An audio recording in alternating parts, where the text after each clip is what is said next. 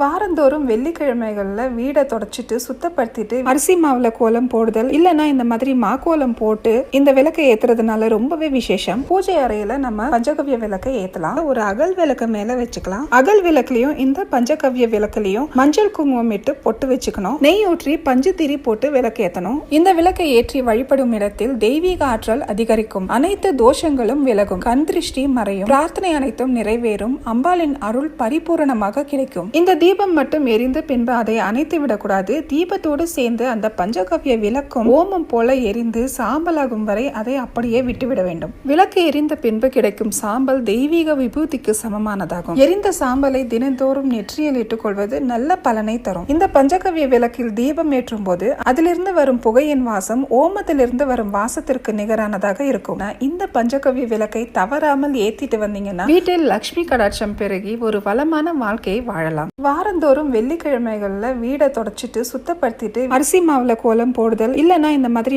கோலம் போட்டு இந்த விளக்கை ஏத்துறதுனால ரொம்பவே விசேஷம். பூஜை அறையில நம்ம பஞ்சகவ்ய விளக்கை ஏத்தலாம். ஒரு அகல் விளக்கு மேல வச்சுக்கலாம். அகல் விளக்குலயும் இந்த பஞ்சகவ்ய விளக்குலயும் மஞ்சள் குங்குமம் இட்டு பொட்டு வச்சுக்கணும். நெய் ஊற்றி பஞ்சு திரி போட்டு விளக்கு ஏத்தணும். இந்த விளக்கை ஏற்றி வழிபடும் இடத்தில் தெய்வீக ஆற்றல் அதிகரிக்கும். அனைத்து தோஷங்களும் விலகும். கண் திருஷ்டி மறையும். பிரார்த்தனை அனைத்தும் நிறைவேறும். அம்பாளின் அருள் பரிபூரணமாக கிடைக்கும். இந்த தீபம் மட்டும் எரிந்து பின்பு அதை அணைத்து விடக்கூடாது. தீபத்தோடு சேர்ந்து அந்த பஞ்சகவ்ய விளக்கும் ஓமம் போல எரிந்து சாம்பலாகும் வரை அதை அப்படியே விட்டுவிட வேண்டும். விளக்கு எரிந்த பின்பு கிடைக்கும் சாம்பல் தெய்வீக விபூதிக்கு சமமானதாகும். எரிந்த சாம்பலை தினந்தோறும் நெற்றியில் இட்டுக் கொள்வது நல்ல பலனை தரும். இந்த பஞ்சகவ்ய விளக்கில் தீபம் ஏற்றும் போது அதிலிருந்து வரும் புகையின் வாசம் ஓமத்திலிருந்து வரும் வாசத்திற்கு நிகரானதாக இருக்கும். இந்த பஞ்சகவ்ய விளக்கை தவறாமல் ஏத்திட்டு வந்தீங்கன்னா வீட்டில் லட்சுமி கடாட்சம் பெருகி ஒரு வளமான வாழ்க்கையை வாழலாம்.